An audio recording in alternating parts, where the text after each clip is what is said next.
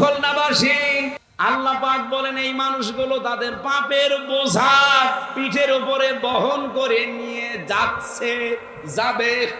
বাংলাদেশের রাজনৈতিক নেতারা নিজেরা তো অপরাধ করছেন, এমনকি মানুষ দিয়ে যারা অপরাধ করাচ্ছেন, একটু বিবেকের কাছে প্রশ্ন করেন, আপনার গোনা 500 মণ ছিল, কিয়ামতের দিন যদি 50,000 মণ হয়ে যায়, ফেরেশতারা যদি দেখে বলে কত নিকৃষ্ট বোঝা এ নেতা বহন করে নিয়ে যাচ্ছে, ও লজ্জা রাখবেন কোথায়?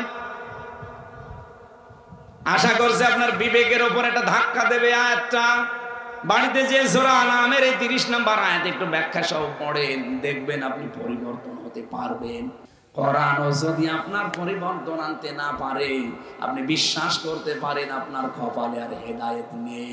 কথা বলে ঠিক কিনা?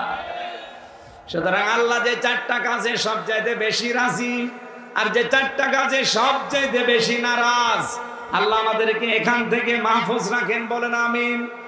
যেহেতু রবিউল আউয়াল মাস, এই কেন্দ্রিক একটা আয়াত পড়েছি, তাফসীর আকারে কথা বলতে চাচ্ছি। সূরা আনামের 50-51 নম্বর আয়াত। রব্বুল আলামিন বলেন আমাদের দেশের জন্য এটা এত জরুরি। আমি বিশ্বের যতগুলো দেশে গেছি, শুধু বাংলাদেশ আর ভারত, এই 2টা দেশে এই আয়াতটা আমার মনে হয় 100 ভাগ কার্যকর। আন্দাজে নবীর উপরে এমন এমন জিনিস চাপিয়ে তাকে আমরা আল্লাহর উপরে তুলে ফেলি। বিশেষ করে যে রবিউল আউয়ালে আমরা ঈদে মিলাদুন নবী বানিয়েছি, ঈদ মুসলমানদের জন্য 2টা, একটা ঈদুল ফিতর, ঈদুল আজহা, এর বাইরে মুসলমানের কোনো ঈদ নেই। কথা বলেন না কেন? সুতরাং ঈদে মিলাদুন নবী এই খুলনা বিভাগে পালন হয়েছে কিনা আমি জানি না, যদি হয় আগামী বছর থেকে আর হবে না ইনশাআল্লাহ, কারণ এটা সুস্পষ্ট বেদাত। আপনি কোথায় পেয়েছেন ভণ্ডামি? ঈদে মিলাদুন নবী নামে কোন ঈদ এই পৃথিবীতে আল্লাহর পক্ষ থেকে এসেছে? বলেন বলেন। আপনি আনন্দ করেন, রাসূল যেই দিন জন্ম নিয়েছিলেন তার শুকরিয়া আদায় করার জন্য ওই দিন উনি রোজা রাখতেন। আপনি রোজা রাখেন? আপনি 63 দিন ব্যাপী কি আরম্ভ করেছেন ঈদে মিলাদুন নবীর নামে? অথচ মিলাদ নামে যেটা আমাদের দেশে আছে, এইটাও যদি আমরা হালকা মানতাম, আমি তো 27টা শিক্ষা পেয়েছি, একটা শিক্ষাও বাংলাদেশের মানুষ নেয় না। সিরাত ইবনে হিশাম থেকে বলছি, বিশ্ব নবীকে আমরা যেগুলো যেগুলো বলতে চাই, আল্লাহ বলেন নবী আপনি বলেন ওগুলো একটা আমি না। কুল্লা কুলু লাকুম ইনদি খাযাইনুল্লাহ, নবী আপনি বলেন আমি একথা বলি না যে আল্লাহর ধন ভান্ডার আমার কাছে আছে, ওয়ালা আলামুল গায়বা, আমি একথাও বলি না যে আমি গায়েব জানি, ওয়ালা আকুলু লাকুম ইন্নী মালাক, আমি একথাও বলি না যে আমি ফেরেশতা। আমি কি বলি? ইনাত্তাবিউ ইল্লা মা ইউহা ইলাইয়া, আমার প্রতি যেটা নাযিল হয় ওইটা শুধু আমি অনুসরণ করি। কুল হাল ইয়াস্তাবিল আমা ওয়াল বাসীর, যারা চক্ষুষ্মান যারা অন্ধ এরা কি সমান? আফালা তাতাফাক্কারুন, এরপরেও কি চিন্তা করবা না? কি বলছেন বলেন বলেন, কি মারাত্মক কথা! আফালা তাতাফাক্কারুন, আল্লাহ আফসোস করছেন, এরপরেও কি তোমাদের চিন্তা আসবে না? ওয়াংদির বিহিল্লাযিনা ইয়াখাফুনা আইয়ুহশারু ইলা রাব্বিহিম, হে নবী এই কোরআন দিয়ে যে মানুষগুলো আল্লাহর সামনে হাসর করা লাগবে এই ভয় করে, তাদেরকে সতর্ক করেন। মিন দুনিহি ওয়ালিয়্যুন ওয়ালা শাফি', কিয়ামতের ময়দানে আল্লাহ পাক ছাড়া কোনো অভিভাবক কোনো সুপারিশকারী কারো পক্ষে থাকবে না, এটা যেন মানুষ সতর্ক হয়। আফালা ইয়াত্তাকুন, এরপরেও কি তারা সতর্ক হবে? আশা করছি তারা সতর্ক হবে। এ পর্যন্ত আমাদের মাতৃভাষায় অর্থ ছিল, এবার আমরা একটু ব্যাখ্যার দিকে যেতে চাচ্ছি। মূল শিক্ষাটা আমি শেষে দেব ইনশাআল্লাহ। খুলনাবাসী, আমি যেটা আজ থেকে প্রমাণ পেয়েছি, আজ বাংলাদেশ, ভারতে, পাকিস্তানে নবীকে নিয়ে আমরা যেটা বলতে চাই, অথচ নবীজিকে আল্লাহ বলেন এগুলো বলেন আপনি যেগুলো আমি একটাও না। নবী যদি খাজানার ভান্ডার তার কাছে না থাকে, তত পীরের কাছে আজ খাজানার ভান্ডার আছে বলে আমরা বিশ্বাস করি অলরেডি। কথা বলেন। বলে কেউ ফেরে না খালি হাতে, খাজারে তোর দরবারেতে। নবীজিকে বলতে বললেন আল্লাহ যে আমার কাছে ধন ভান্ডার নেই, আল্লাহর খাজানা নেই। নবীর কাছে না থাকলে পীরের কাছে থাকে কোন কায়দায়? হে নবী বলেন আমি গায়েব জানি না, অথচ আজ কত জায়গায় দেখতে পায় গায়েব না। 100 বছর পরে কি হবে তাও বলে দিচ্ছে। হে নবী আপনি বলেন আমি কিন্তু ফেরেশতাও না, আমি তোমাদের মতো মানুষ। অথচ সেখানে আজ আমরা নবীকে ফেরেশতাদের উপরে তুলে ফেলেছি। ফেরেশতারা কিসের তৈরি বলেন তো? বলেন বলেন। অনেকেই নবীকে নূরের তৈরি বানিয়ে মাটির তৈরি এ কথা বলতে নারাজ। অথচ কোরআনে কারীম জানিয়েছে কুলিন্নামা আনা বাশারুম মিসলুকুম, নবী আপনি বলেন আমি তোমাদের মতো মানুষ। এই যে ইন্নার পরে যদি মা আসে, আলেম যারা আছে জিজ্ঞাসা করেন বাংলা অর্থ দাঁড়ায় একমাত্র, কেবলমাত্র, শুধুমাত্র। আল্লাহ পাক বলেন নবী আপনি বলেন আমি কিন্তু শুধুমাত্র তোমাদের মতো মানুষ। আর পার্থক্য আছে, ইউহা ইলাইয়া, আমার প্রতি ওহী আসে, তোমাদের প্রতি আসে না, এইটাই পার্থক্য। সুতরাং আজ নবীকে নিয়ে যা উল্টা পাল্টা করছেন, গরম সন্ন্যের নামে, ঠান্ডা সন্ন্যের নামে বিভিন্ন নাম নিয়ে, আশা করছি আপনারা থামবেন। বিবেকে যদি আপনার কাজ না করে আপনি মুসলমান থেকে বের হয়ে যান, তাও নবীকে নিয়ে উল্টা পাল্টা কাজ করে ক্ষতি করেন না ইসলামের। বাইরে যাওয়া যায় না, বাইরের দেশের মানুষগুলো আমাদের এই দৃশ্য দেখে তারা হাসাহাসি করে, এই ইসলাম, এই পাগলামি ধর্ম ইসলাম। বিশ্বনবী মুহাম্মদুর রাসূলুল্লাহকে আল্লাহ পাক যেটা দিয়েছিলেন তিনি বলেন আমি শুধু এইটার অনুসরণ করি, আর তোমাদেরকেও বলি এইটার অনুসরণ করতে। আপনারা যারা এই রবিউল আউয়াল মাস আসলে মিলাদ পড়া নিয়ে পাগল হয়ে যান, জীবনে কোনোদিন মিলাদের প্রথম শিক্ষাটা নিয়েছেন? আর রাহিকুল মাখতুমে পড়েছিলাম, আল্লামা শফিউর রহমান বলেন, তিনি লিখেছেন হযরতে হালিমাতুস সাদিয়া রাদিয়াল্লাহু তাআলা আনহা নবীজির জন্মের পরে তাকে কোলে তুলে নিয়েছিলেন। আমরা জানি মিলাদ মানে এটা বিলাদুন থেকে, এর বাংলা অর্থ জন্ম। জন্মের কাহিনী তো আপনারা শুনতে চান। নবীজি জন্মের পরে কি করেছিলেন সেই কাহিনী আপনাদেরকে কয়েক মিনিটে একটু শিক্ষার জন্য বলছি। উনি প্রথমে নিজের মায়ের স্তনের দুধ পান করেছিলেন আমেনার, 2 নম্বরে পান করেছিলেন উম্মে আইমান এই দাসীর, 3 নম্বরে যার দুধ পান করলেন তিনি হযরতে হালিমা। হযরতে হালিমা তখন মুশরিকা, তিনি বলেন আমার ডান স্তন তাকে পান করতে দিলাম, মোহাম্মদ পান করেছে, বাম স্তনে মুখ লাগালাম, তিনি মুখ বের করে নিলেন। 1 বার 2 বার 3 বার মুখ বের করে নিলেন। জোর করে লাগাতে গেলেই আমার চোখের দিকে তাকিয়ে ইশারা দেয়, মা হালিমা জোর করেন কেন? আমি ডান স্তন তো পান করেছি, এটা আমার অধিকার ছিল, হক ছিল। বাম স্তন এটা আমার অধিকার না, আমার দুধ ভাইয়ের অধিকার আব্দুল্লাহর। আপনার তো আরেকটা ছেলে আছে না, আপনি জোর করেন কেন? দুনিয়ায় আমি ভাইয়ের হক নষ্ট করার জন্য আসি নাই, এসেছি ভাইয়ের হক ফিরিয়ে দেওয়ার জন্য। খুলনাবাসী এই রবিউল আউয়ালে জন্ম নিয়ে যেই নবী মায়ের কোলে বসে ভাইয়ের হক নষ্ট করে না, ফিরিয়ে দেয়, সেই রবিউল আউয়াল এসেছে। অথচ আমরা তার উম্মত। দিন যত যায়, যত বড় হয়, আমরা ভাইয়ের হক নষ্ট করার জম হয়। কি মিলাদ পড়েন আপনি? মিলাদের এরকম 27টা শিক্ষা পেয়েছি, একটাও নেয় না, শুধু আন্দাজে মিলাদ পড়ে, ইয়া নবী। এগুলো বাদ দেওয়া লাগবে। আমি সতর্ক করছি আপনাদেরকে কোরআন দিয়ে, আনদির বিহিল্লাযিনা, কেন? এখাফুনা আইয়াহশারু ইলা রাব্বিহিম, কারণ আপনারা সবাই আল্লাহর সামনে দাঁড়াবেন, এই ভয় করেন না? করেন না? আল্লাহর সামনে আমাকে দাঁড়ানো লাগবে, এই ভয় যাদের আছে তাদেরকে বলছি, লাইসা লাহুম মিন দুনিহি ওয়ালিয়্যুন, কোন ওলি পাবেন না, কোন অভিভাবক পাবেন না, বন্ধু পাবেন না, ওয়ালা শাফি, সুপারিশকারী কাউকে পাবেন না আপনার সামনে। যদি কোরআনে কারিমের যে সতর্ক বার্তা আছে 500, এগুলো নিজের জীবন থেকে শুরু করে ব্যক্তিগত থেকে আন্তর্জাতিক জীবনে মিলাতে না পারেন, কেউ আপনার পাশে মরণের পরে দাঁড়াবে না। কোরআনের সতর্কবাণী শোনেন। কোরআনে 500টা আল্লাহর বিধান আছে। আমরা আগামী থেকে এই দেশে 500 বিধানই দেখতে চাই। এই কথা বলেন, দেখতে চান না? এটা যদি কারো কাছে রাজনীতি মনে হয়, ধান্দাবাজি মনে হয়, দুনিয়ার কাজ মনে হয়, তাহলে কোরআনের সূরা আনাম এই 51 নম্বর আয়াত কেটে বাদ দিয়ে দেন। আমি তো আমার বাবার কথা দিয়ে সতর্ক করি নাই। কিয়ামতে আইহাশারু ইলা রাব্বিহিম, রবের সামনে আপনাকে দাঁড়ানো লাগবে। আর পীর সাহেবদের মতো আপনি 40 লাখ মুরিদ নিয়ে আসবেন না। ওয়াকুল্লুহুম আতিহি ইয়াউমাল কিয়ামাতি ফারদা, কিয়ামতের ময়দানে প্রতিটি মানুষকে আল্লাহ তার সামনে দাঁড় করাবে একা একা। কয়জন করি?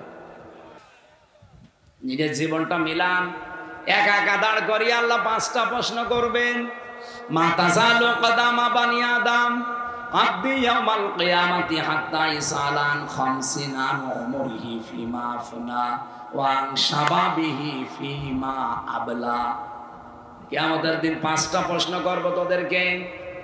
সঠিক জবাব দেওয়া ছাড়া সামনেও যেতে পারবি না, পেছনেও যেতে পারবি না, জায়গায় দাঁড়িয়ে থাকবি। 1 নম্বরে তোর জীবন দিয়েছিলাম 60, 70, 80 বছর, কিভাবে কাটালি ওইটা বল। 2 নম্বরে যৌবন দিয়েছিলাম, এটা কোথায় কাটিয়েছিস বল। ও বাংলার যুবকেরা, সামনে কিন্তু সময় আসছে যৌবনের কঠিন সিদ্ধান্ত নেওয়ার। এবার যদি ভুল করেন সারা জীবন বেকার থাকবেন।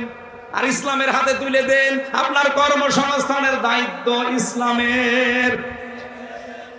আল্লাহর দয়া, আল্লাহর রহমত ওই মা বাবা, ওই গার্জিয়ানের উপরে কতদিন থাকবে জানো? শুধু ইলা দুনিয়া পর্যন্ত না, ইলা ইয়াউমিল কিয়ামা, কিয়ামত পর্যন্ত আল্লাহর রহমত থাকবে। এই মেয়ের বাবা, এই মেয়ের মা যদি কিয়ামতে বিপদেও পড়ে যায়, এই মেয়েটার কারণে মহান আল্লাহ তাদেরকে নাজাত দিয়ে দেবেন। এখানে মেয়ে যাদের আছে কোনো চিন্তা করবেন না, আল্লাহ আপনার উপরে খুশি আছে, এই জন্য এটা দিয়েছেন। 2 নম্বরে আল্লাহ যদি আর একটু বেশি খুশি হয় কারো উপরে, রব্বুল আলামিন তখন তার বাড়িতে মেহমান পাঠান। আপনারা কি সুবহানাল্লাহ বললেন না নাউজুবিল্লাহ? আরে ভাই, খুলনাবাসী আমার এই বিভাগের লোক তো অনেক বড় মনের মানুষ। আমরা অন্তত মেহমান আসলে নারাজ না, আমরা খুশি না? বলেন বলেন। আল্লাহ নিজে খুশি হচ্ছেন মেহমান পাঠিয়ে, আপনি খুশি না মানে? 3 নম্বরে আল্লাহ যদি আর একটু বেশি খুশি হয়, তখন আল্লাহ ওই মানুষটার শরীরে, পরিবারে রোগ শোক দিয়ে দেয়। এই জন্য রোগ ব্যাধি হলে আপনি রাগ করবেন না, মনে করবেন আমার গুনাহ আল্লাহ পাক মাফ করে আমাকে নিষ্পাপ করছে। এমনকি শরীরের ভেতরে যে ফট ফট বিভিন্ন ফোঁটা ওঠে, টিপ দিলে সাদা কি যেন বের হয়, আপনি মনে করবেন এই যে ব্যথা অনুভব হয়, এর দ্বারা একটা পাপ মাফ হয়ে যায়। মানুষের শরীরে যদি জ্বর আসে, যে শরীর গরম হয়, এটার দ্বারা যে কষ্ট পায় মানুষ, মুমিনের এর দ্বারাও পাপ মোচন হয়। এজন্য আল্লাহ বেশি খুশি হলে তাকে রোগ এবং ব্যাধি দেয়। 4 নম্বরে রব্বুল আলামিন সর্বশেষ যখন সব চাইতে বেশি খুশি হয়ে যায় এলাকার উপরে, তখন এলাকায় আল্লাহ বৃষ্টি নাজিল করে। জোরে বলেন সুবহানাল্লাহ।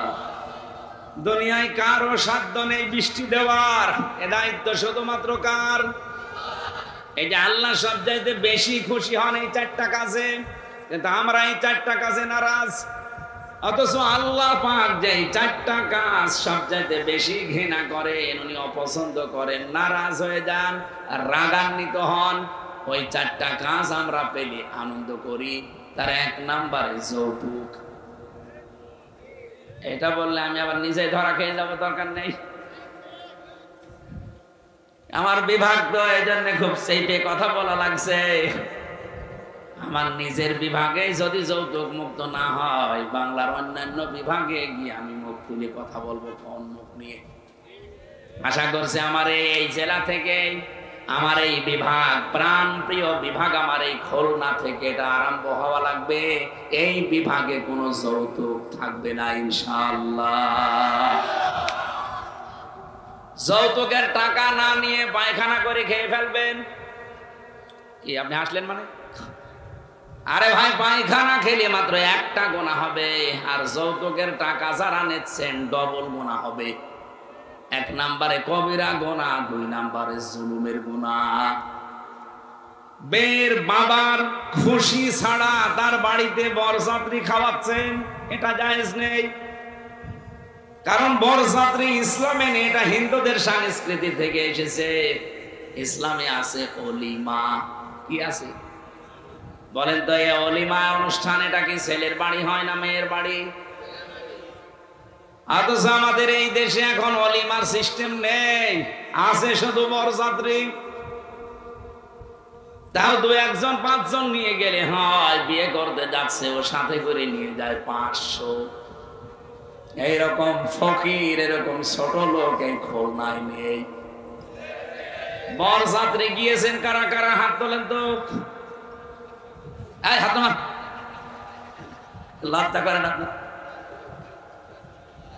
আপনি মেয়ের বাড়িতে যেভাবে ফকিরের মতো আজকে থেকে তওবা করেন, জীবনে কোনোদিন বরযাত্রীর দাওয়াত পেলে যাব না। কে হাত তোলেন তো দেখি, কারা যাবেন না বরযাত্রীতে? আমি বারবার এমনি বলছি না, আমার ছেলে নেই, আমার 3টা মেয়ে, আমার বিয়ে দেওয়া লাগবে না। না, তারপরও হাদিস যেহেতু, এটা আমরা মেনে চলার চেষ্টা করি। আগামীতে বরযাত্রী না অলিমা? আরো জোরে বলেন, অলিমা না বরযাত্রী? কোন বরযাত্রী সিস্টেম থাকবে না ইনশাল্লাহ। এই বিভাগ থেকে এই সংস্কার আমরা আরম্ভ করতে চাই। বিশেষ করে যারা বিয়ে করবেন, বর এবং বরের বাবা যারা আছেন, যদি যৌতুকের টাকা নেন, আমার মনে হয় সামাজিক ভাবে বয়কট করা দরকার। ঠিক বলছেন মানে? আপনি নিজে নিয়ে বসে আছেন। এই কাজটা বন্ধ হওয়া দরকার কিনা বলেন তো? 2 জন মহিলা ছিল আমাদের মাথার উপরে, অথচ এই কাজটা তারা আজ পর্যন্ত বন্ধ করতে পারে নাই। খালি নারীর অধিকার, নারীর অধিকার নিয়ে চিল্লিয়েছে। এটা নারীর অধিকার না, ইসলামে অধিকার তাদেরকে দিয়েছে। এবার যদি ইসলাম আসে বাংলাদেশে, ঝাঁটা পিটা করে যৌতুক বিদায় করা হবে ইনশাআল্লাহ। আল্লাহ রাগান্বিত হয়ে যান এই যৌতুকের এই সিস্টেম যখন চালু থাকে। 2 নম্বরে আল্লাহ রেগে যান যে সমাজে সুদ আর ঘুষ, এই 2টার প্রচলন বেড়ে যায়। আল্লাহ রাব্বুল আলামিন তখন সমাজের প্রতি রাগান্বিত হয়ে যায়। বাংলাদেশে একটা ঘর এখন নেই যেখানে ঘুষ নেই। যদি বলেন যে না আমি ঘুষ খাই না, এটা আমি মানি, কিন্তু বলেন যদি আমি ঘুষ দেই না, না আমি এটা বিশ্বাস করি না। এদেশে এমন একটা সিস্টেম আমরা বানিয়ে ফেলেছি, ঘুষের নাম পর্যন্ত পাল্টিয়ে রেখেছি হাদিয়া। কথা বলেন না কেন? আল্লাহর কোন নিষিদ্ধ বিষয়কে আপনি যতই সুন্দর মোড়ক দেন না কেন, ওটা বৈধ করা সম্ভব। দোকানের নাম লিখে দিয়েছে বিসমিল্লাহ মদের ভান্ডার।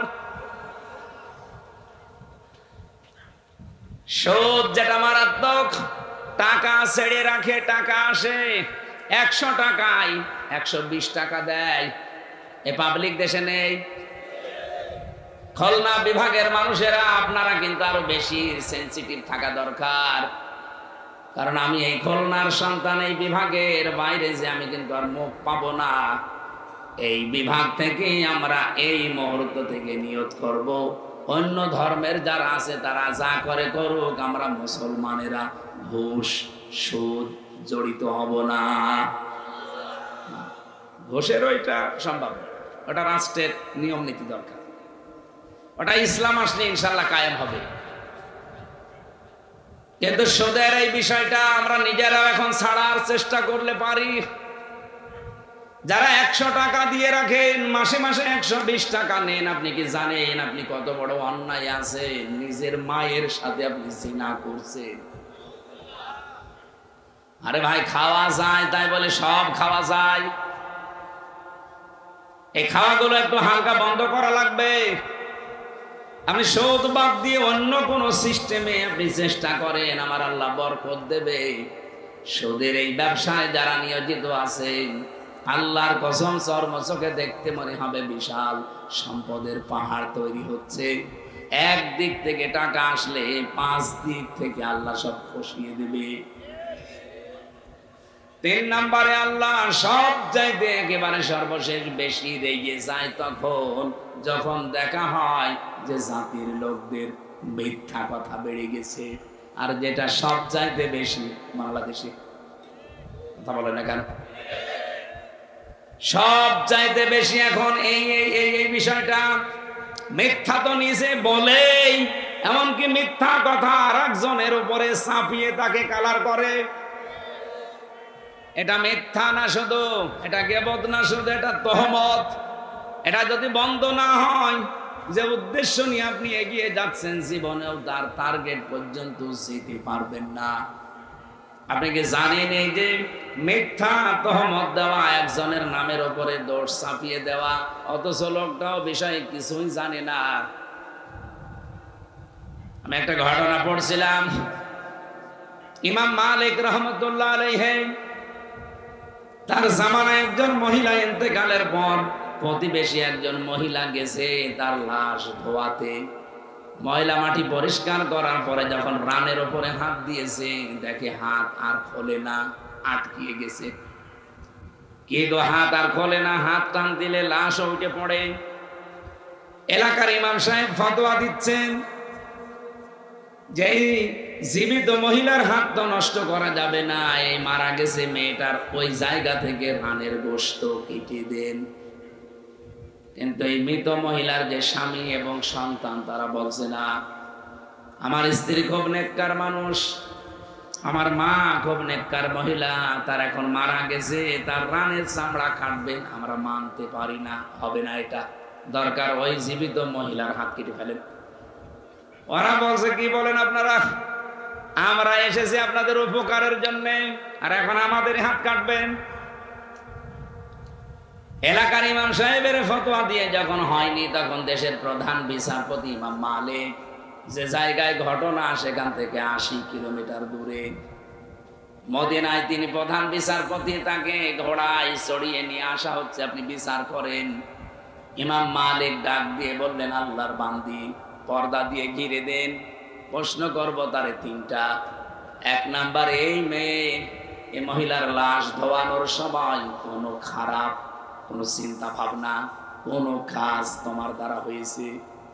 মেয়েটা কাঁদতে কাঁদতে অস্থির, বলে না, আমি অনেকক্ষণ এই হাত ধরে বসে আছি, আমার তো প্রাকৃতিক প্রয়োজন আছে, আমি যেতেও পারি না, মহা মুসিবতে আমি কিচ্ছু করি নাই। ইমাম মালিক বলে, আল্লাহর বান্দী, আমার কাছে কিন্তু কোরআন আর হাদিসের রাডার আছে, তুমি যদি সত্য কথা না বলো আমি কিন্তু ধরতে পারবো, সত্য কথা বলো। মেয়েটা বলছে, ইমাম, যা করেছি আমি এতটুকু বলতে পারি, বলো।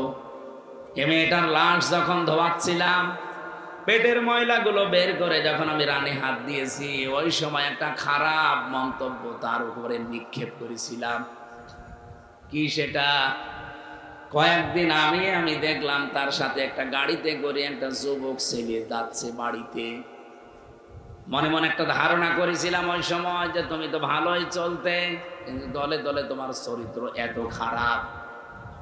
এই কথাটা আমি মন থেকে তার উপরে নিক্ষেপ করেছিলাম, মুখ দিয়ে কথা আমি বলতেও ছিলাম। এরপরেই দেখি হঠাৎ আমার হাত আটকিয়ে গেছে, আর খোলে না। ইমাম মালিক বলে, হ্যাঁ, আমিও একটা ধারণায় ছিলাম, মান সালিমাল মুসলিমুনা মিন লিসানিহি ওয়া ইয়াদিহি, রাহু মুসলিম। হযরত আবু হুরায়রা থেকে বর্ণিত, বিশ্ব নবী ১৫০০ বছর আগে জানিয়েছেন, এই পৃথিবীতে প্রকৃত মুসলমান তো তারা যাদের হাতের দ্বারা আর মুখের দ্বারা অন্য মুসলমান শান্তিতে থাকে। তুমি কোন কারণে এই ধারণায় মেয়েটার উপরে নিক্ষেপ করলে? তুমি কি জানো তার সাথে যে পুরুষ মানুষটা গাড়িতে যাচ্ছিল, এ পুরুষটা কে? পরবর্তীতে এই মহিলার স্বামী এবং সন্তানকে জিজ্ঞাসা করে যে অমুক দিনে যে পুরুষটা এই মেয়েটার সাথে ছিল, এটা কে? ওরা বলছে, এইটা এই মেয়েটার বোনের ছেলে, তার মানে সম্পর্কে খালা। কি হয় বলেন বলেন? একজন পুরুষের যে ১৪ জন মহিলার সাথে দেখা করা যায় যাচ্ছে, কথা বলা যায় যাচ্ছে যাদের সাথে, তার ভেতরে আপন খালা নেই? কথা বলেন না কেন? এখানে যারা পুরুষ আছেন আপনি মহিলাদের সাথে কথা বলতে পারবেন, দেখা করতে পারবেন, কিন্তু 14 জন।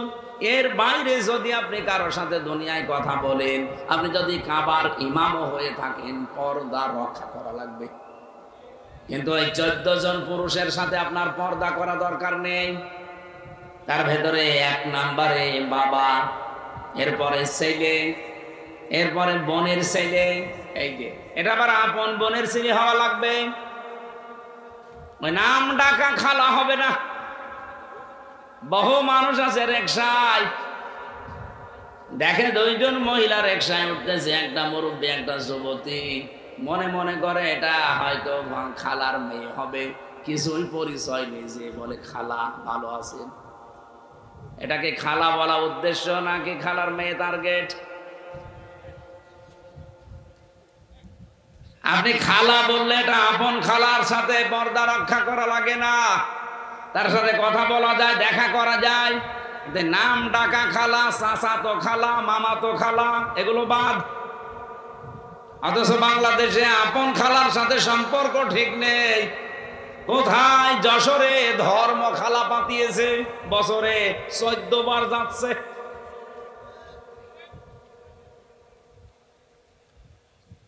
তুমি যে ধারণা করলে এই মেয়েটাকে নিয়ে, অথচ এই ছেলেটা হচ্ছে তার বোনের ছেলে, তার মানে খালা।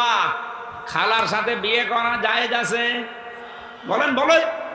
কোন কারণে এই ধারণা করলে? তুমি যে মুখ দিয়ে বলেছিলে, অন্তর দিয়ে ধারণা করেছিলে, অথচ মুসলমানের কাজ হচ্ছে তার মুখের দ্বারা আর হাতের দ্বারা মানুষ যেন শান্তিতে থাকে। একটা মিথ্যা তহমত তার উপরে নিক্ষেপ করার কারণে দুনিয়ায় আল্লাহ তোমার শাস্তি দিয়ে দিয়েছে। আর শাস্তি এখন তোমার হবে। আমি কোরআনে কারীম থেকে যে আয়াত পড়বো, এই আয়াত অনুযায়ী সূরা নূর থেকে তিনি তিলাওয়াত করলেন, ওয়াল্লাযীনা ইয়ারমুনাল মুহসানাতি সুম্মা লাম ইয়াতু বিআরবা'তি শুহাদা ফাজলিদুহুম সামানিনা জালদা ওয়ালা তাকবালু লাহুম শাহাদাতান আবাদা ইলা আখির আয়াত। কোন মানুষ যদি নিরপরাধ সতী সাধবী কোন মেয়ে লোকের উপরে জেনার তহমত নাজিল করে, তার উপরে নিক্ষেপ করে, ও যদি 4 জন সাক্ষী জোগাড় করতে না পারে, 2টা শাস্তি তার দুনিয়ায় হবে। 1 নম্বরে তাকে 80টা চামড়ার চাবুক মারা হবে। 2 নম্বরে যতদিন সে জীবিত আছে তার সাক্ষ্য গ্রহণ করা হবে না। আমি আয়াতটা পড়ার পরে আমি চিন্তা করেছিলাম বাংলাদেশ নিয়ে। এদিকে তাকান, আজ যে মিথ্যা অভিযোগ এই 54 বছর ইসলামপন্থীদের উপরে দেওয়া হয়, বিশেষ করে সতী সাধবী বহু নারীর উপরে আন্দাজে তহমত দিয়ে তাদেরকে বছরের পর বছর কষ্টে রাখা হয়েছে জেলখানায়। হাজার হাজার মিথ্যা মামলা। এই 54 বছর বাদ দিলাম, এই 15.5 বছরে আমি তো নিজে প্র্যাকটিক্যাল লাইফে দেখলাম, আমি নিজেও একজন ভিকটিম। এই হাজারো মিথ্যা মামলা সাজিয়ে মিথ্যা সাক্ষী দিয়ে বহু মানুষের জীবন অলরেডি নষ্ট করে দেওয়া হয়েছে। সংসদ যেদিন প্রথম স্বাধীন হওয়ার পরে দেশে কায়েম হয়েছিল, সূরা নূরের এই আয়াতটা যদি ওই দিন সংসদে কায়েম হয়ে যেত, বাংলাদেশে কোনো মিথ্যা মামলায় পর্যন্ত হতো না। আপনি কি জানেন মিথ্যা মামলা, মিথ্যা সাক্ষী এটা কোন জায়গায় নিয়ে পৌঁছায়? নারায়ণগঞ্জের একজন আমার সাথে জেলখানায় ছিল, আজ 8 বছর মিথ্যা এই সাক্ষীর কারণে পড়ে আছে লোকটা। মাঝে মাঝে দেখতাম শিশুর মতো হাউমাউ করে কাঁদছে।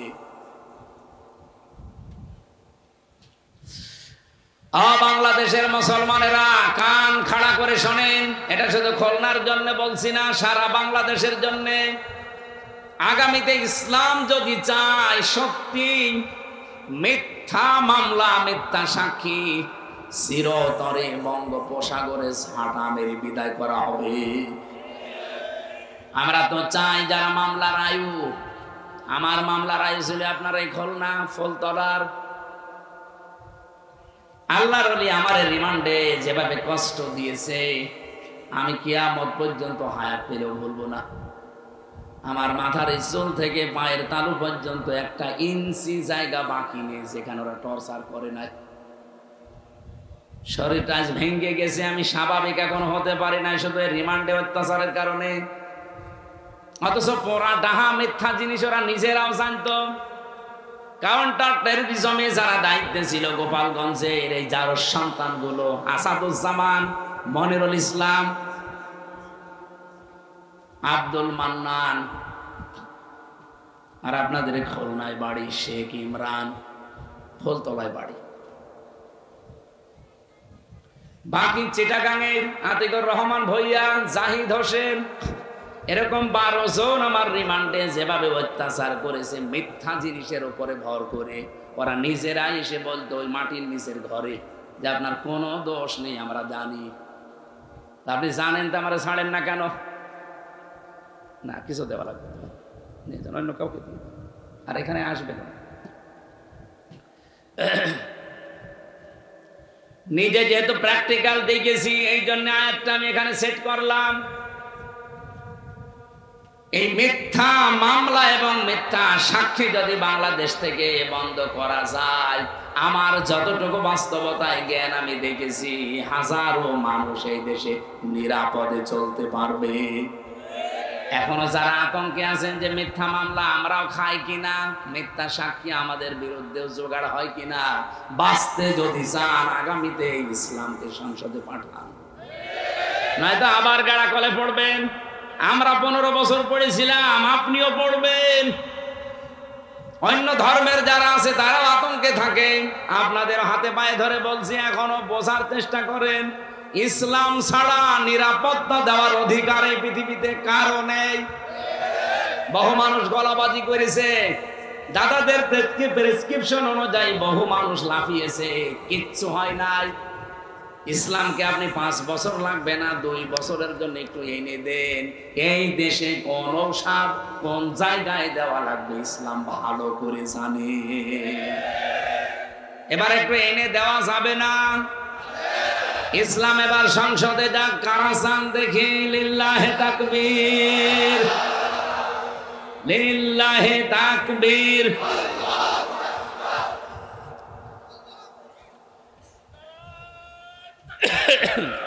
আলহামদুলিল্লাহ ভাই,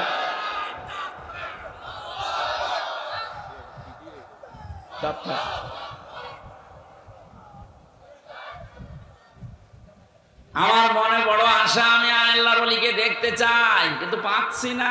কোথায় যে আছে আল্লাহর ওলি? আমার রিমান্ডে চেয়ারে বসিয়ে হাত এভাবে বেঁধে, পায়ের সাথে বেঁধে। আমার আগে একজনকে নিয়ে যাচ্ছিল, ওনার বাড়ি চট্টগ্রামে, ছাত্র দলের ছেলেটা নিয়ে গেল, ভালো ছেলে। আসার সময় দেখি খোড়াতে খোড়াতে আসছে, হাতের এই নখ দিয়ে রক্ত পড়ছে। বললাম কি হয়েছে ভাই? মাটির নিচে তো কোনো আওয়াজও বাইরে যায় না। আমারে বলছে, হামজা ভাই, ভালো মানুষ তো নিয়ে গেল, দেখলেন? যাবার পরে এরকম একটা চেয়ারে বসিয়ে দিয়েছে, এই হাত হ্যান্ডকাপ দিয়ে আটকিয়ে দিল, 2 হাত, পায়ের সাথে বেড়ি লাগিয়ে দিল, গলার সাথে একটা বেল্ট বেঁধে দিল, চোখটা কালো কাপড় দিয়ে বেঁধে দিল, একটা সুইচে টিপ দিল। এক টিপ মারলে নাকি 120 বার ঘোরে। মিনিটে যদি 120 বার ঘোরে, সেকেন্ডে কয়বার? বলেন বলেন, আপনি কল্পনা করেন তো নিজেকে ওই জায়গায়। একটা মানুষ সব বাধা চেয়ারের ওপরে, 1 মিনিটে আপনি 120 বার ঘুরবেন। আমার মনে হয় চোখ খুলে দিলে আপনি দুনিয়া 10টা দেখতে পাবেন। হাতের নখের গুলোর দিকে তাকিয়ে দেখি একটা একটা করে প্লাস দিয়ে নখগুলো সব তুলে ফেলেছে। পায়ের দিকে তাকিয়ে দেখি রক্ত ঝরছে, একটা নখও নেই। অপরাধ কি? অপরাধ এতটুকু যে বিএনপির ছাত্র দলের লোক। ছাত্র দলের উপরে যদি এই হয়, ছাত্র শিবিরের কেন্দ্রীয় সভাপতি আমার আগে ছিল রিমান্ডে, জনাব দেলাওয়ার হোসেন। আল্লাহর এই বান্দাকে ফুটবলের মতো পিটিয়েছে। আসাদুজ্জামান নামে এই জারোর সন্তানটা আমার নিজে রুমের ভেতরে চোখ বেঁধে চেয়ারে বসে আমারে বলছে, দেলাওয়ারকে আমরা ফুটবলের মতো পিটিয়েছি, লাথিয়েছি। এই মিথ্যা সাক্ষীর কারণে, মিথ্যা মামলার কারণে হাজার হাজার মানুষ এই দেশ থেকে অন্যায় ভাবে বিদায় নিয়েছে, তার জীবনটাও নষ্ট হয়ে গেছে। আগামীতে আবার এই সম্ভাবনা অনেকের জীবনে দেখতে পাচ্ছি। বাঁচতে যদি চান এখনো ইসলামের হাতে দেশটা তুলে দেন, সবাই নিরাপদে থাকবেন। হিন্দু মহাজোটের মহাসচিব গোবিন্দ চন্দ্র পরামানিক, রাজবাড়িতে বাড়ি, সারা বাংলাদেশের হিন্দু মহাজোটের মহাসচিব লোকটা সেদিন আমার সাথে দেখা হয়েছিল। বলছিল, হুজুর ইসলাম যদি দেশে আসে আমার বিশ্বাস বাংলাদেশের সব ধর্মের লোকেরা নিরাপদে থাকবে। সে একটা হিন্দু হয়ে বুঝে ফেলেছে, আর আপনি এখনো বোঝেন না। আশা করছি এবার বুঝবেন। এরপরেও যদি আপনার বোঝ না আসে, আমার মনে হয় আপনার বিবেকের উপরে কুকুরে পোশাক করেছে। ও বলছে ঠিক।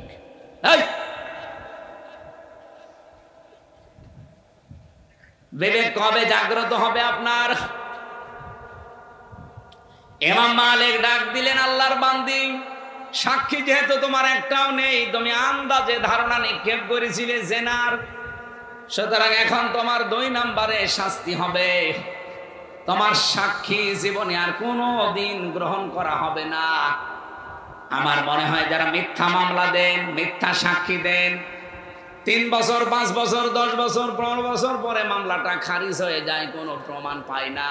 এই যে আমার মামলাটা 3 বছর কোনোদিন জামিন দেয়নি, অথচ আগস্টের 5 তারিখের পরে মামলা শুধু তুলতে দেরি, শুধু জামিন না, জামিনও দিয়েছে, মামলা খারিজ করে দিয়েছে। আমি জিজ্ঞাসাও করেছিলাম জজ সাহেবকে যে আপনার কাছেই তো এই মামলা আসতো 3 বছর, তখন তো আপনি জামিন দিতেন না, এখন কি এমন পেলেন যে জামিন না খারিজ করে দিলেন? হুজুর এতদিন আমার হাত বাঁধা ছিল, এখন আমার হাত খোলা আছে। আমরাও চাই এই দেশে যারা দায়িত্বে থাকবে তাদের হাত আবু সাইদের মতো খোলা থাকবে। আর এটা সম্ভব হবে 1628 জন মানুষকে একটু হাত খোলা অবস্থায় পেলে।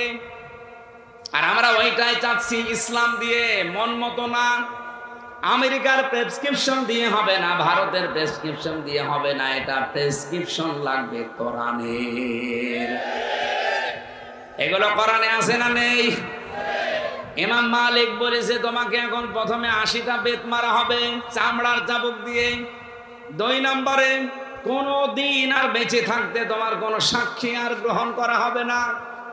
এই জন্য যাদের মামলা খারিজ হয়ে যায়, প্রমাণ হয় না, অথচ মাঝখানে তার জীবন থেকে 2-5 বছর 7-10 বছর কেটে যায় জেলখানায়। অপরাধ একজন মানুষ যারাই মিথ্যা মামলা দিয়েছে, ওই মামলার আয়ু থেকে সাক্ষী পর্যন্ত প্রত্যেককেই শাস্তির আওতায় আনা দরকার। হ্যাঁ কথা বলেন, এইটার নাম ন্যায় বিচার ছিল। আমার মনে হয় এই সিস্টেম যদি আগামীতে ইসলাম কায়েম করতে পারে, এই দেশে হাজার হাজার মানুষ মিথ্যা মামলা, মিথ্যা সাক্ষী থেকে বেকসুর খালাস পেয়ে যাবে। 1,10,000-এর মতো মানুষ এখনো জেলখানায় আছে সারা বাংলাদেশে। আমার মনে হয় 10,000 মানুষও জেলখানায় থাকার কথা না। আমার সাথে যারা ছিল 100 জনের প্রায় 70 জন নিরপরাধ। আমি তো হিসাব করে দেখতাম, বিশেষ করে বিডিআর যারা, এরা 100 জনের 98 জন নিরপরাধ, 2-1 জনের অপরাধ থাকতে পারে, ওটা স্বতন্ত্র, বাকিগুলো সব এই দাদাদের চক্রান্ত। আমার খুলনাবাসী ইমাম মালিক বললেন, জাল্লাদ চামড়ার চাবুক নিয়ে একটা একটা করে 80টা মহিলার পিঠের উপরে বেত লাগাও। 79টা হয়ে গেছে, কিন্তু হাত খোলে না। জাল্লাদ এসে বলে, হুজুর আর একটা বাকি আছে, কিন্তু হাত খোলে না। ইমাম মালিক বললেন, কোরআন আমি 100% বিশ্বাস করি, এটা কোনদিন মিথ্যা হবার না। তোমার একটা যখন বাকি আছে, এবার আর আন্দাজে না, তুমি বিসমিল্লাহ বলে বাকি চাবুকটা নিক্ষেপ করো। অনে বিসমিল্লাহির রহমানির রহিম বলার পরে তিনি আঘাত করলেন, সঙ্গে সঙ্গে হাত চট করে খুলে গেছে। আমি তার জীবনী পড়তে গিয়ে এটা পেয়েছি, পৃথিবীতে কোনো পাপের শাস্তি যদি হয়ে যায়, কিয়ামতের দিন আল্লাহ ওই পাপের জন্য ডবল করে আর বিচার করে না। এই জন্যেই 54 বছরে যে পাপের শাস্তিগুলো অনেকেই নিজে ইচ্ছা করে অপরাধ করেছেন, পাপ করেছেন, তাদের শাস্তিও এই জমিনে হওয়া দরকার। আমার তো 100% বিশ্বাস এই 54 বছরের ভেতরে, এর আগের ইতিহাস বাদ দেন, কারণ ও সময় আমাদের জন্ম হয়নি। আমার জন্মে দেখা এই 24, কথা বলেন না কেন?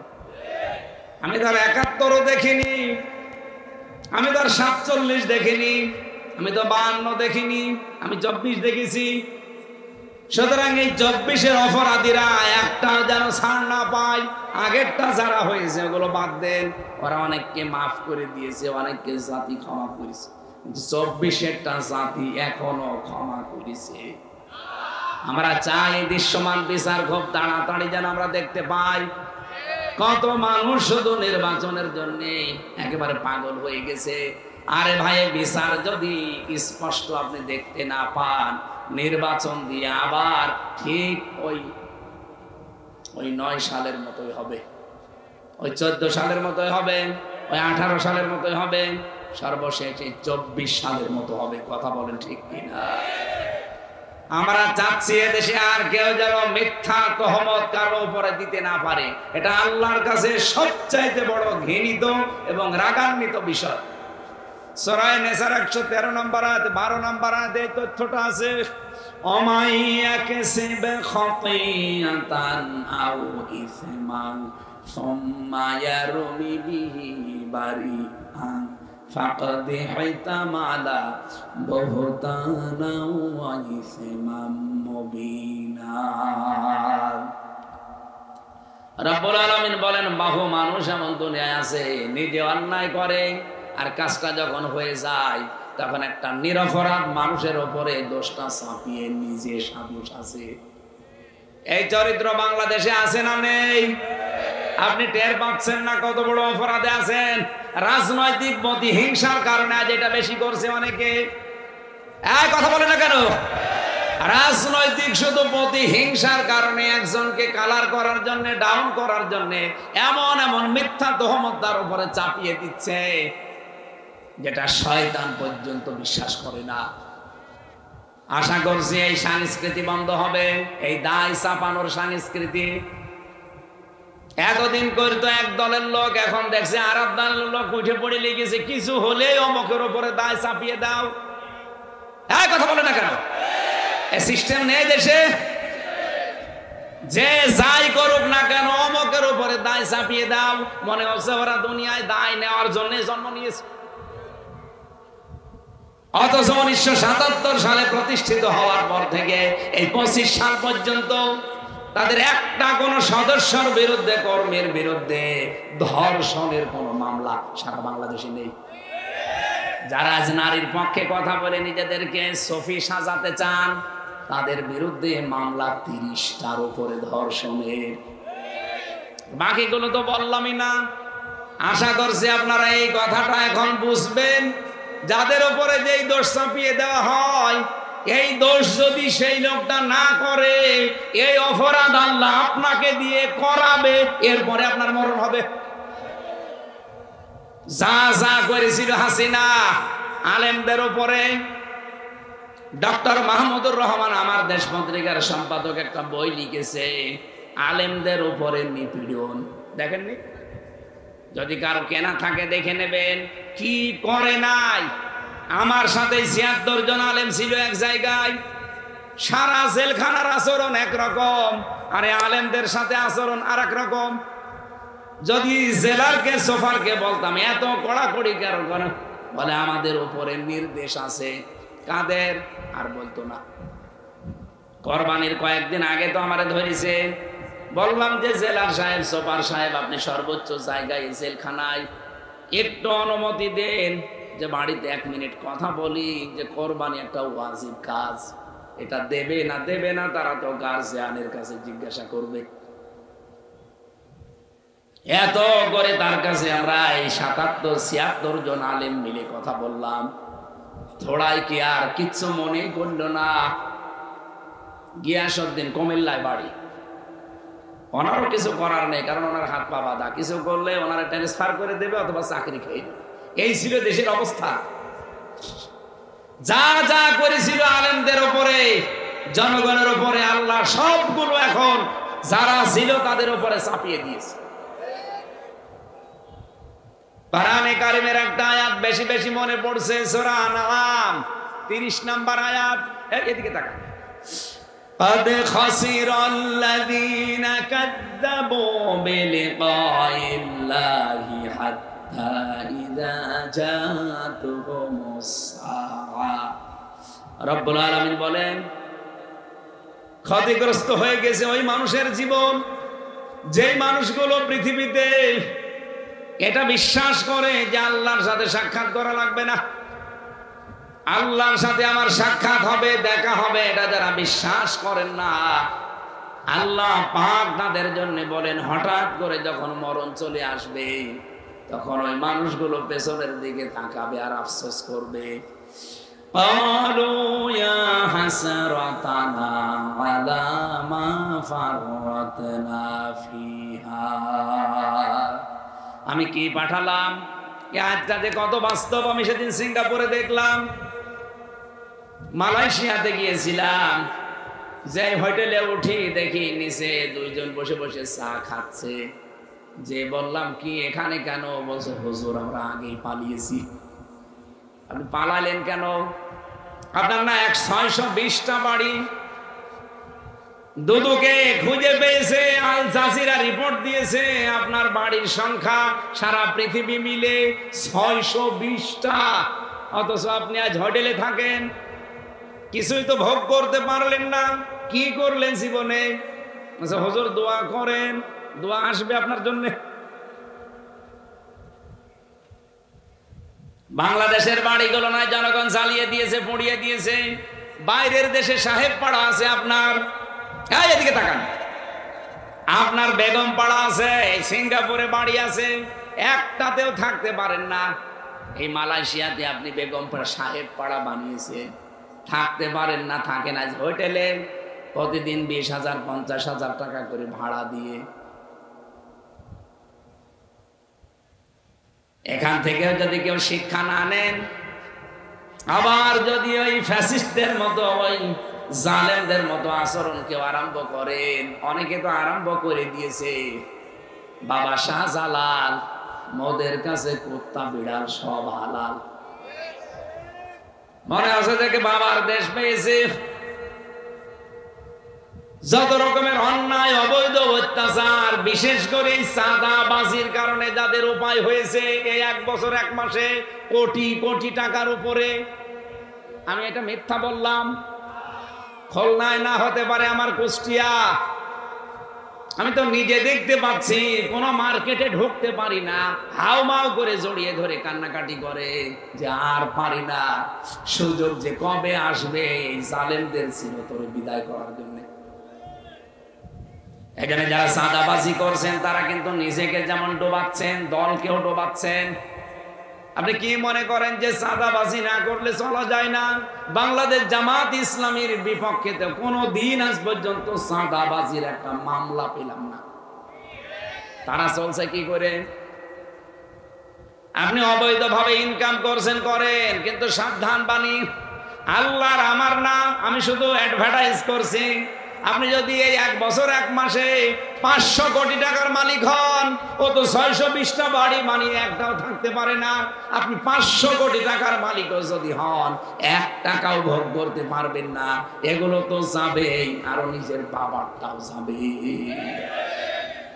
আমি এটা বানালাম। অহুম ইয়াহমিলুনা আওজারহুম আলা যুহুরিহিম। আল্লাহ পাক বলেন এই মানুষগুলো তাদের পাপের বোঝা পিঠের উপরে বহন করে নিয়ে যাচ্ছে, যাবে। আল্লাহ যদি এখানে ঝাড় দিতেন আমি আয়াত পড়তাম না।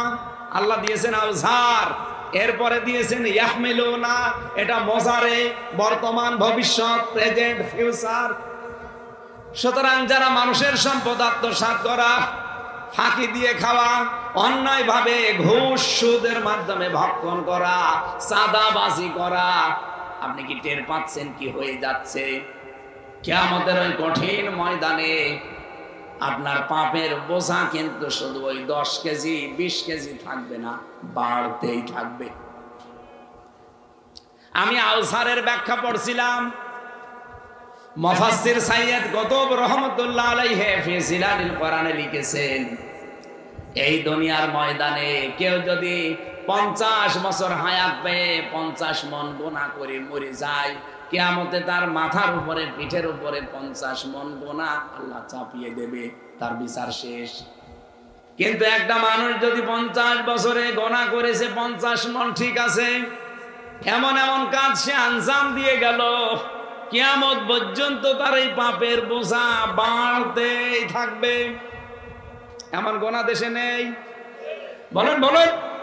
আপনি এমন একটা ছাত্র সংগঠন বানিয়ে গেলেন, আপনি মরে গেছেন, কিন্তু তারা তো থেমে নেই, তারা বিশ্বজিৎ কেউ ছাড়ে না। এরকম ছাত্র সংগঠন নেই? বিশ্বজিৎকে যে কুপিয়েছিল ওই ছেলেটা আমার সাথে জেলখানায় ছিল, শাওন, এই খুলনায় বাড়ি, কপিলমণি, কপিলমণি আছেন একটাকে যায়, ওই জায়গায় বাড়ি। কয়েকদিন আগে তার মা বাবা হাওমাও করে কাঁদছিল, আমারে বলছে একটু দেখেন ছেলেটার কতদিন ছেলে থাকবে। এক বাবের এক ছেলে। আপনি মারা গেলেন, কিন্তু আপনার ছাত্র সংগঠন এমন, ওরা বসে নেই, ওরা মানুষকে কুপিয়ে মারে, ওরা পাথর দিয়ে মারে। আপনি মরে গেছেন 50 মন গোনা নিয়ে, আপনার এই দলীয় লোকজন যতদিন দুনিয়ায় টিকে থাকবে, ওরা যত অপরাধ করবে, ফ্লাক্সি লোড হয়ে আপনার আমলনামায় যেতেই থাকবে। গোনা ছিল 50 মন, কিয়ামত আসতে আসতে গোনার পাল্লা হবে 500 মন। এই কথা বলেন। এরকম জীবন বাংলাদেশে কারণ নেই। এতটুকু বলে আল্লাহ শেষ করেন, এর পরেরটা আর মারাত্মক। আল্লাহ পাক বলেন আলা সামায়াসিরুন, এই মানুষগুলোকে কিয়ামতের ময়দানে যখন পাপের বোঝাগুলো একটার পর একটা বাড়তে থাকবে, 50 মন, 100 মন, 150 মন, 200 মন, 5000 মন যখন হয়ে যাবে পাহাড়ের মতো, ফেরেশতারা বলবে কত নিকৃষ্ট বোঝা এই লোকটা বহন করে নিয়ে যাচ্ছে। বাংলাদেশের রাজনৈতিক নেতারা নিজেরা তো অপরাধ করছেন, এমনকি মানুষ দিয়ে যারা অপরাধ করাচ্ছেন, একটু বিবেকের কাছে প্রশ্ন করেন, আপনার গোনা 500 মন ছিল, কিয়ামতের দিন যদি 50,000 মন হয়ে যায়, ফেরেশতারা যদি দেখে বলে কত নিকৃষ্ট বোঝা এ নেতা বহন করে নিয়ে যাচ্ছে, ও লজ্জা রাখবেন কোথায়? আশা করছে আপনার বিবেকের উপর একটা ধাক্কা দেবে আয়াতটা। বাড়িতে যে সূরা আনামের এই 30 নম্বর আয়াত একটু ব্যাখ্যা সহ পড়েন, দেখবেন আপনি পরিবর্তন হতে পারবেন। কোরআনও যদি আপনার পরিবর্তন আনতে না পারে, আপনি বিশ্বাস করতে পারেন আপনার কপালে আর হেদায়েত নেই। কথা বলেন ঠিক কিনা? সুতরাং আল্লাহ যে 4টা কাজে সবচাইতে বেশি রাজি, আর যে 4টা কাজে সবচাইতে বেশি নারাজ, আল্লাহ আমাদেরকে এখান থেকে মাহফুজ রাখেন, বলেন আমিন। যেহেতু রবিউল আউয়াল মাস, এই কেন্দ্রিক একটা আয়াত পড়েছি, তাফসীর আকারে কথা বলতে চাচ্ছি। সূরা আনামের 50-51 নম্বর আয়াত। রব্বুল আলামিন বলেন, আমাদের দেশের জন্য এটা এত জরুরি, আমি বিশ্বের যতগুলো দেশে গেছি, শুধু বাংলাদেশ আর ভারত, এই 2টা দেশে এই আয়াতটা আমার মনে হয় 100 ভাগ কার্যকর। আন্দাজে নবীর উপরে এমন এমন জিনিস চাপিয়ে তাকে আমরা আল্লাহর উপরে তুলে ফেলি। বিশেষ করে যে রবিউল আউয়ালে আমরা ঈদে মিলাদুন নবী বানিয়েছি, ঈদ মুসলমানদের জন্য 2টা, একটা ঈদুল ফিতর, ঈদুল আজহা, এর বাইরে মুসলমানের কোনো ঈদ নেই। কথা বলেন না কেন? সুতরাং ঈদে মিলাদুন নবী এই খুলনা বিভাগে পালন হয়েছে কিনা আমি জানি না, যদি হয় আগামী বছর থেকে আর হবে না ইনশাআল্লাহ, কারণ এটা সুস্পষ্ট বেদাত। আপনি কোথায় পেয়েছেন ভণ্ডামি? ঈদে মিলাদুন নবী নামে কোন ঈদ এই পৃথিবীতে আল্লাহর পক্ষ থেকে এসেছে? বলেন বলেন। আপনি আনন্দ করেন, রাসূল যেই দিন জন্ম নিয়েছিলেন তার শুকরিয়া আদায় করার জন্য ওই দিন উনি রোজা রাখতেন। আপনি রোজা রাখেন? আমি 63 দিন ব্যাপী কি আরম্ভ করেছেন ঈদে মিলাদুন নবীর নামে, অথচ মিলাদ নামে যেটা আমাদের দেশে আছে এইটাও যদি আমরা হালকা মানতাম। আমি তো 27টা শিক্ষা পেয়েছি, একটা শিক্ষাও বাংলাদেশের মানুষ নেয় না। সিরাত ইবনে হিশাম থেকে বলছি, বিশ্ব নবীকে আমরা যেগুলো যেগুলো বলতে চাই, আল্লাহ বলেন নবী আপনি বলেন ওগুলো একটা আমি না।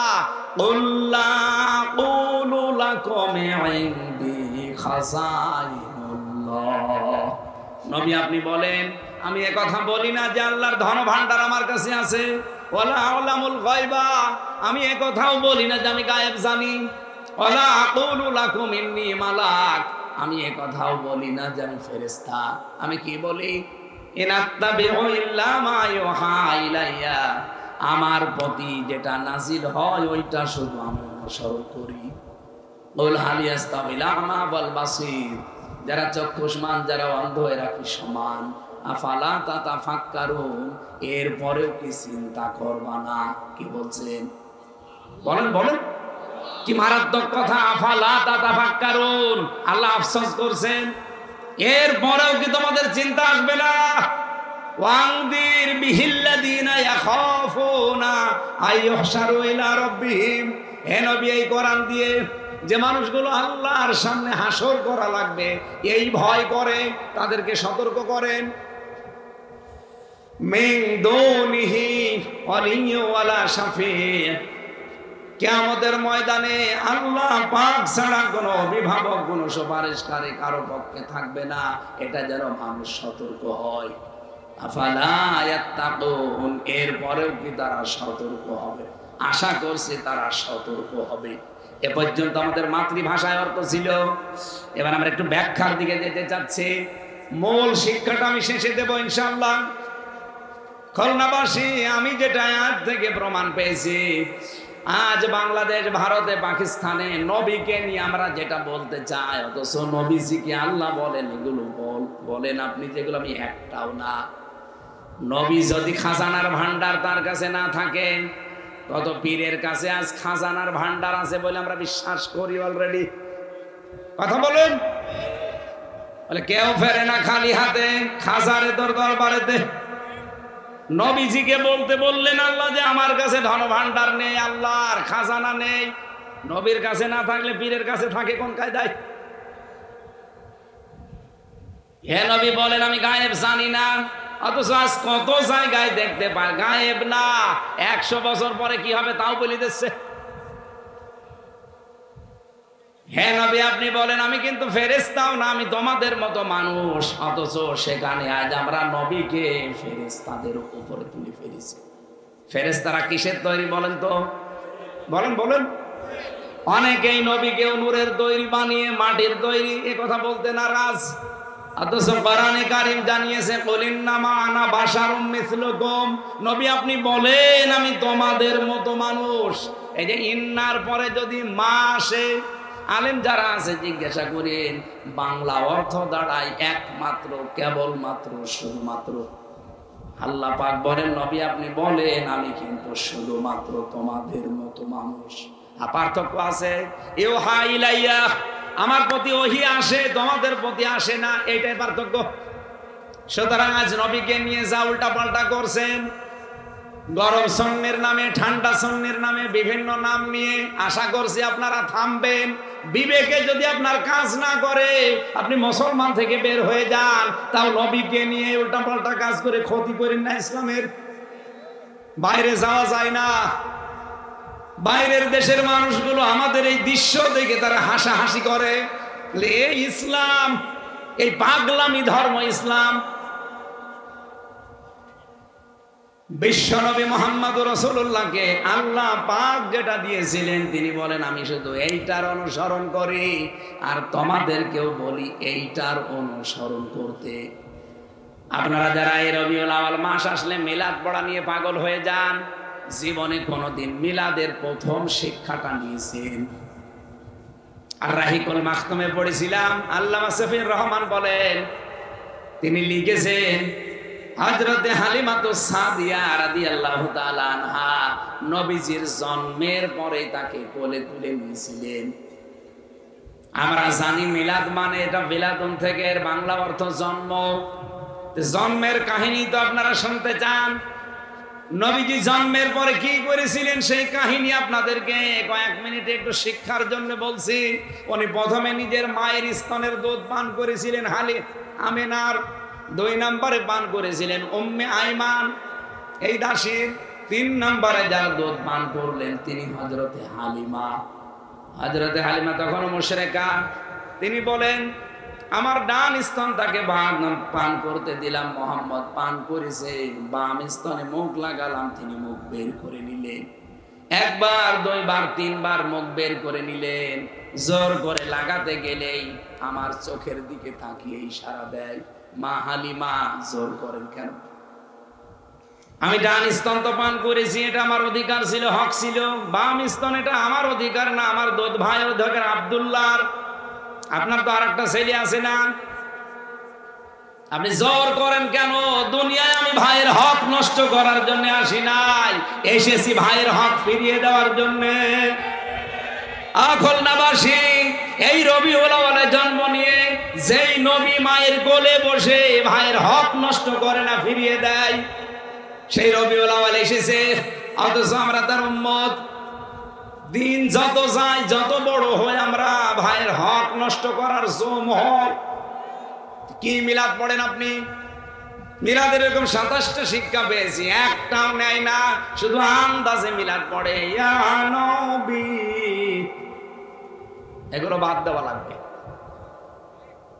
আমি সতর্ক করছি আপনাদেরকে কোরআন দিয়ে, আনদির বিহিল্লাযিনা, কেন এখাফুনা আইয়াহশারু ইলা রাব্বিহিম, কারণ আপনারা সবাই আল্লাহর সামনে দাঁড়াবেন এই ভয় করেন না? করেন না?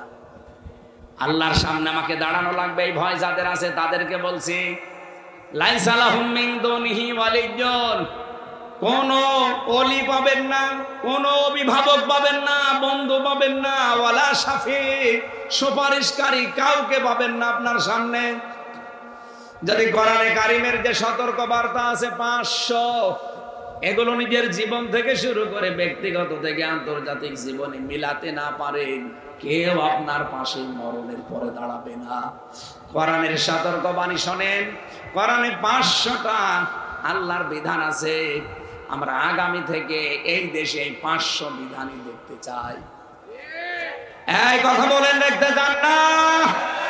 এটা যদি কারো কাছে রাজনীতি মনে হয়, ধান্দাবাজি মনে হয়, দুনিয়ার কাজ মনে হয়, তাহলে কোরআনের সূরা আনাম এই 51 নম্বর আয়াত কেটে বাদ দিয়ে দেন। আমি তো আমার বাবার কথা দিয়ে সতর্ক করি নাই, কিয়ামতে আইয়াহশারু ইলা রাব্বিহিম, রবের সামনে আপনাকে দাঁড়ানো লাগবে। আর পীর সাহেবদের মতো আপনি 40 লাখ মুরিদ নিয়ে আসবেন না। ওয়াকুল্লুহুম আতিহি ইয়াউমাল কিয়ামাতি ফারদা, কিয়ামতের ময়দানে প্রতিটি মানুষকে আল্লাহ তার সামনে দাঁড় করাবে একা একা। কয়জন করি? নিজের জীবনটা মিলান, একা একা দাঁড় করিয়ে আল্লাহ 5টা প্রশ্ন করবেন।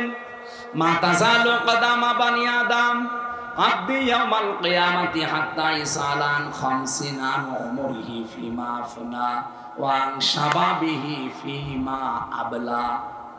কিয়ামতের দিন 5টা প্রশ্ন করব তোদেরকে, সঠিক জবাব দেওয়া ছাড়া সামনেও যেতে পারবি না, পেছনেও যেতে পারবি না, জায়গায় দাঁড়িয়ে থাকবি। 1 নম্বরে তোর জীবন দিয়েছিলাম 60, 70, 80 বছর, কিভাবে কাটালি ওইটা বল। 2 নম্বরে যৌবন দিয়েছিলাম, এটা কোথায় কাটিয়েছিস বল। ও বাংলার যুবকেরা, সামনে কিন্তু সময় আসছে যৌবনের কঠিন সিদ্ধান্ত নেওয়ার। এবার যদি ভুল করেন সারা জীবন বেকার থাকবেন। আর ইসলামের হাতে তুলে দেন, আপনার কর্মসংস্থানের দায়িত্ব ইসলামের। বাংলাদেশের যুবকেরা বাইরে যেয়ে দেখি রাস্তা ঝাড়ু দেয়, টয়লেট সাফ করে, থালা বাসন ধোয়, অথচ এই যুবকদের এই দেশে হাজার হাজার লক্ষ লক্ষ কর্মসংস্থান তৈরি করার পরিবেশ আছে। শুধু নেতাগুলো সৎ হওয়া লাগবে। সেদিন এই আমেরিকাতে এক মন্ত্রীর সাথে দেখা, মানে বলছে হুজুর আমি ভালো হয়ে গেছি, এই দেশে যে বাজেট হয় আপনারা তো সামনে ইসলামকে নিয়ে যেতে চান, জনগণকে জানাবেন 100 টাকা যদি বাজেট হয় রাস্তার জন্য 3 টাকা খরচ হয় আর বাকি 97 টাকা আল্লাহর ওলিরা খেয়ে ফেলে। আমরা আগামীতে এরকম ওলিদের হাতে দিতে চাই? বলেন বলেন। যারা 100 টাকার 97 টাকা খেয়ে ফেলবে, 3 টাকার কাজ করবে, এরকম মানুষ দিতে চান? যারা 100 টাকার 100 টাকায় কাজ করবে। আমিরে জামাত ডাক্তার শফিকুর রহমান এই ঘোষণায় সব মহাসম্মেলনে দিয়েছিল, মহাসমাবেশে তার সর্বশেষ ঘোষণা ছিল, জামাত ইসলামী থেকে যদি কেউ এমপি হয়, মন্ত্রী হয়, যা বাজেট হবে ওইটাই সে খরচ করবে। এর চাইতে বলার আর বেশি কিছু নেই। এরপরেও যদি দেশের মানুষের আস্থা তৈরি না হয়, আমার মনে হয় এই দেশের মানুষ দিয়ে আর হবে না, ফেরেশতা লাগবে।